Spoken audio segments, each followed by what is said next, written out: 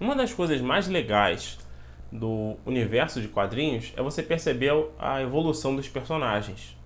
Mas mais do que conhecer a evolução do personagem é perceber a evolução do artista com aquele personagem. Cara, isso é muito legal. E é sobre isso que falaremos hoje, com Coleção Clássica Marvel Homem-Aranha Volume 5. Essa aqui, que tem um dos melhores, na verdade, desses quatro volumes que já saíram, que eu já fiz a resenha, esse aqui tem a melhor arte do Homem-Aranha, na minha opinião. Mas tem alguns probleminhas ainda que me incomodam, mas eu vou contar tudo pra vocês já já, depois do like de vocês. Isso aí, deixa seu like, comente, compartilhe esse vídeo com os seus amigos. Isso ajuda bastante a gente aqui. Não se esqueça de botar aqui nos comentários o que vocês já leram dessas histórias, o que vocês gostaram e não gostaram. Vamos bater um papo. Então, bora pro vídeo!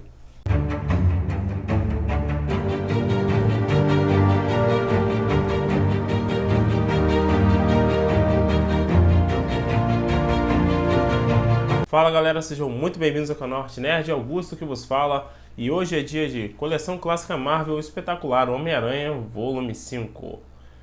Essa aqui, que vem mostrando basicamente o mesmo modelo de histórias quase que episódicas, né? Um vilão para cada episódio, às vezes com continua. E nós vamos ter a continuação de uma coisa. Lá no volume 4 do Homem-Aranha, nós tivemos o Peter Parker tendo que lidar com um problema grave, que é a saúde da sua tia, que ela teve de fazer uma cirurgia de emergência e ele teve que sair no meio de um combate. E isso deixou o Homem-Aranha com a alcunha de covarde. Pois é. E o Homem-Aranha desapareceu por um tempo devido aos cuidados com a sua tia. Afinal, o Peter Parker não tem só a vida dele de Homem-Aranha para cuidar, gente. E isso é uma parada muito legal. Na minha opinião, foi um dos pontos altos dessa história, desse volume, foi essa parte do roteiro que o Stan Lee colocou. Desculpem pelo meu nariz, gente. Eu tô período voltando de gripe. E aqui voltando, né? O Homem-Aranha, ele é um herói, mas ele ainda tem 16 anos mais ou menos. Ele é só um adolescente. Tudo bem que ele já está terminando o ensino médio, mas mesmo assim, ele ainda é um cara sozinho, assim, que não tem o pai nem a mãe. Só tem a tia. E é uma senhora idosa. E é ele que tem que cuidar dela. Tudo bem, ela tem os seus 60 e poucos anos, né? Mas mesmo assim é uma pessoa idosa e ele tem de cuidar dela. Ele é a única pessoa viva para poder fazer isso.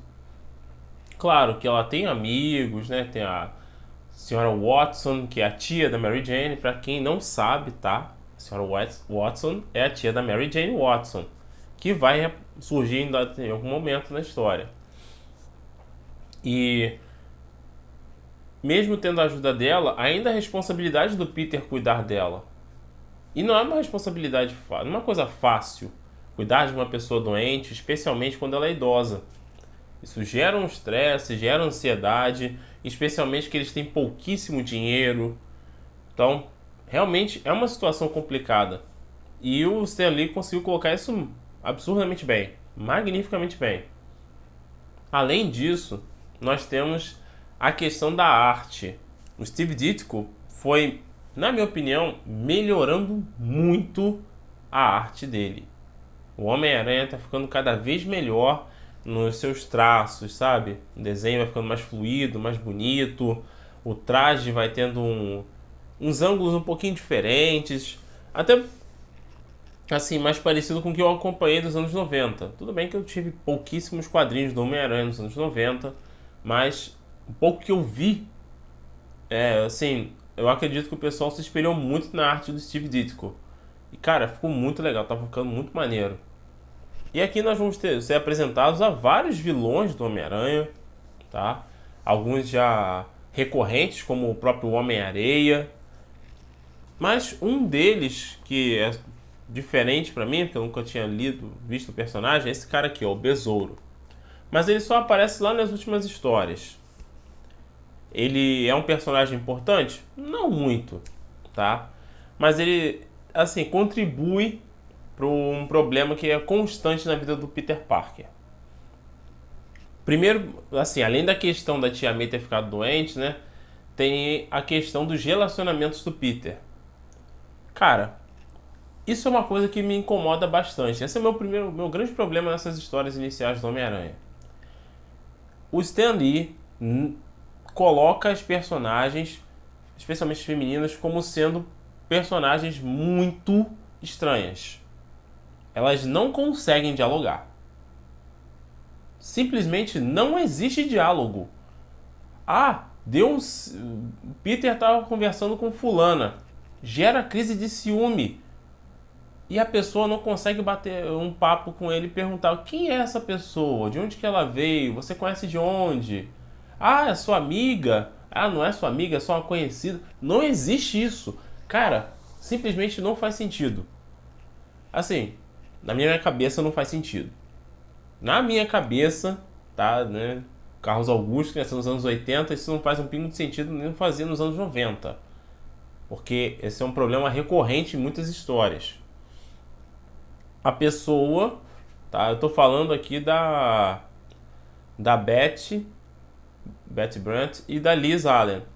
A Liz é uma personagem que estuda com o Peter. Ela é da mesma escola que ele. O Peter vivia tentando chegar nela várias vezes, mas não conseguia, nunca dava certo, porque ele era só um nerd. Mas com o passar do tempo, a Liz foi percebendo que o Peter não é só um nerd, ele é um cara legal. Ele é um cara que se preocupa com as pessoas, ele se preocupa com a tia, ele é responsável com as atividades dele. E ele é zoado o tempo todo por causa dessas coisas. E essa atitude do Peter, de, às vezes, de largar pra lá, não dar bola pro que principalmente o Flash Thompson faz, meio que começou a chamar a atenção dela. E aí ela viu que o Peter não é esse bobalhão que o povo coloca. Ele é um cara legal. E a partir daí, ela começa a criar umas investidas pro Peter. Mas o Peter tá tentando namorar com a Betty Brant, que por sinal é a personagem que, na minha opinião, tem a atitude de um adolescente. A Liz tem mais atitude de adulta do que ela.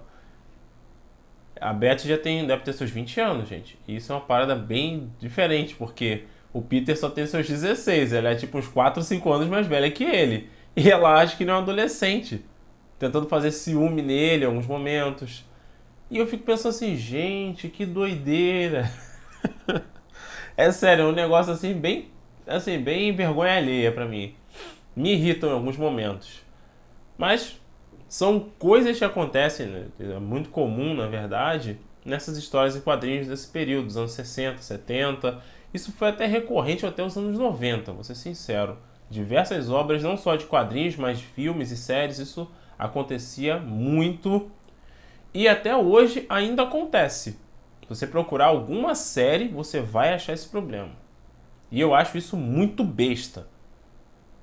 Se você tá com desconfiança de alguma coisa, atitude de alguém, cara, conversa, senta e conversa. Só sentar e conversar. Não vai morrer por isso não, gente. Ninguém morre por conversar não. Ninguém morre por chegar e falar, ó, cuidado que fulano tá de olho em você. Toma cuidado, evita alguma coisa, sei o que. Não vai doer fazer isso. Pode acreditar. A não ser que a pessoa realmente esteja com o rabo preso, mas aí é outra questão. Então, esse pra mim é um dos problemas dessa história. Fora isso, tem a questão de que essa personagem, a Betty, ela é um pouco complicada nas próprias atitudes. E isso acaba dando brecha para esse tipo de problema acontecer. Essas dúvidas dela acabam gerando mais dores de cabeça para ela mesma, que ela continua aumentando. Mas enfim, junto com isso, essa história toda da Betty, essa tentativa de desenrolar a vida do Peter, temos também a aparição do Tocha Humana. Ele aparece em algumas histórias e, cara, quando você pensa que o negócio vai melhorar pro Peter, o negócio piora. O Tocha Humana vai tirar satisfação com ele. Olha, mas isso dá uma ziquezira. Chega um ponto do Peter mandar o Flash catar coquinho ou algo parecido por causa das atitudes do Flash. Porque realmente descabido esses momentozinhos de ciúme besta. Cara, eu acho isso muito chato, tá? E acho que isso, pra mim, atrapalha muito a história. Mas tudo bem, né? Era normal naquela época. Juntando tudo isso, nós temos também a questão do relacionamento Homem-Aranha e Tocha Humana. Mas peraí, você tá falando do Peter com Tocha Humana? Porque o Tocha Humana não sabe que Peter Parker é o Homem-Aranha. Ele não faz a menor ideia disso. O Peter tem uma identidade secreta. O Tocha não. Ele é o Johnny Storm. E todo mundo sabe que ele é a Tocha Humana do Quarteto Fantástico. Mas o Peter tem identidade secreta. Então, existe essa diferença. E os embates que acontecem com eles são até bem engraçados, porque eles tentam se ajudar, mas acabam se atrapalhando, vai deixando o vilão meio louco. É muito divertido, essa parte é divertida. Aí nós vamos culminar na última fase da história, que traz alguns personagens que já apareceram antes, que é acho que era o Circo do Terror, acho que é esse o nome. Um grupo de vilões bem tipo C, sabe? Do Homem-Aranha. Eles causaram alguns problemas? Mas foi mais porque ele foi pego de surpresa. Fora isso, meu amigo, são só personagens bem baixo escalão mesmo. Eles são bem fraquinhos. Mas tem uma historiazinha ali e tal, é divertido. E o legal é você ver a relação do Peter também com a sua tia. Como ele é um adolescente, e claro que ele está trabalhando também, ele tem que cumprir algumas coisas familiares, umas responsabilidades, entre elas, avisar onde é que tá. E avisar se vai chegar tarde. E isso acontece de vez em quando, que ele tem que ligar, às vezes ele acaba não ligando, aí tem que tomar bronca da tia. É bem divertido isso. A relação familiar do Peter continua sendo muito parecida com a nossa. E essa, na minha opinião, é uma das coisas mais legais do Homem-Aranha. Porque você se coloca na posição dele. Você sente como se fosse ele. Porque todo mundo já passou por isso. De ter que ligar, avisar pro pai, vou chegar tarde. E se você não liga, tu toma bronca quando chega em casa. Então, assim, isso é bem factível, sabe? É bem normal você passar por esse tipo de situação. E como eu falei pra vocês a questão da arte, eu vou tirar um momento aqui. Essa cena aqui, ó, do Homem-Aranha. Tá bem maneiro isso aqui. Muito, muito maneiro mesmo. O próprio Besouro, eu não achei lá, assim, um vilão dos mais brabos, não. Na minha opinião, ele é um vilão bem B. Ele pode ter causado leves problemas pro Peter, mas, sinceramente, foi bem tranquilinho mesmo. O vilão mais brabo que apareceu aqui, na minha opinião, que aqui temos a aparição de novos vilões, tá? É o Escorpião. E aí, você descobre quem criou o Escorpião. Isso, gente, isso vai ser bem um spoiler, tá? Que essa história tem mais de 60 anos, por favor. Então, isso aqui foi lançado acho que em 62, 63. Vamos combinar que já tem mais de 60 anos essa história, então não é bem um spoiler. Mas o culpado da criação do Escorpião é o J. Jonah Jameson. E aí você pensa, o Jameson se arrependeu pelas atitudes dele? Jamais. Mas não se arrependeu mesmo. O cara realmente não tem escrúpulos. Pelo menos nesse início de história, ele não tem. Ele é extremamente arrogante, absurdamente grosseiro. E, cara, não tem um pingo de decência para admitir os próprios erros. Porque o Escorpião, ele causou 1 bilhão de problemas. Cara, ele realmente causou muito problema, colocou a vida de inocentes em risco. Cara, é sem sentido. As atitudes do Jameson são realmente sem sentido. Na animação do Homem-Aranha dos anos 90, você entendia o porquê o Jameson era daquele jeito.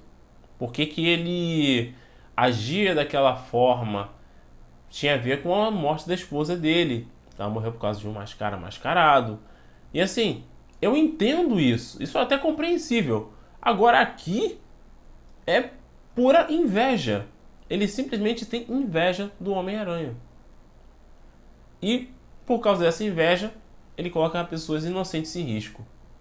Sério, é um personagem que você sente muita raiva. Eu sinceramente sempre senti muita raiva do Jameson.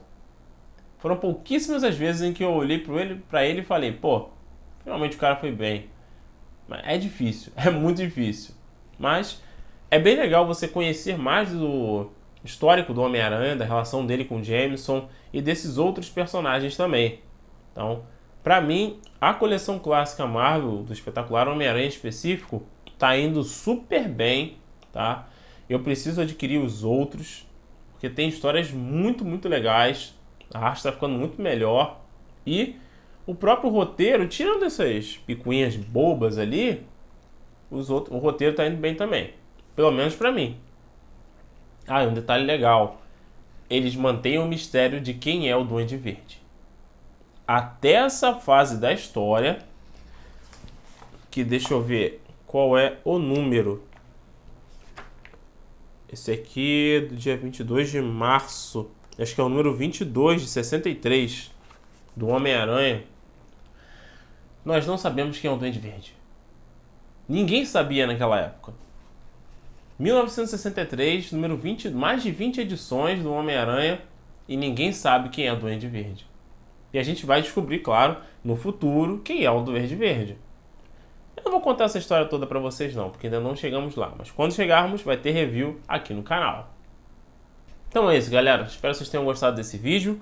Vocês estão vendo que eu estou num ambiente um pouco diferente hoje. Estou gravando aqui no improviso, mas estou trazendo o review do Homem-Aranha para vocês, porque a gente não pode deixar de fazer as resenhas do canal Arte Nerd. Então, para que vocês ajudem cada vez mais a gente, isso aí, se inscrevam no canal, ative o sininho de notificação para ficar sabendo sempre que tem vídeo novo. Deixe o seu like, que isso ajuda muito, mas muito a gente. Comenta aí se vocês já leram essas histórias do Homem-Aranha. Bota aí nos comentários o que vocês acharam delas. E, é claro, compartilhe este vídeo com seus amigos. Muito obrigado pela presença de vocês. A gente se vê na próxima. E boas leituras para todos nós. Valeu!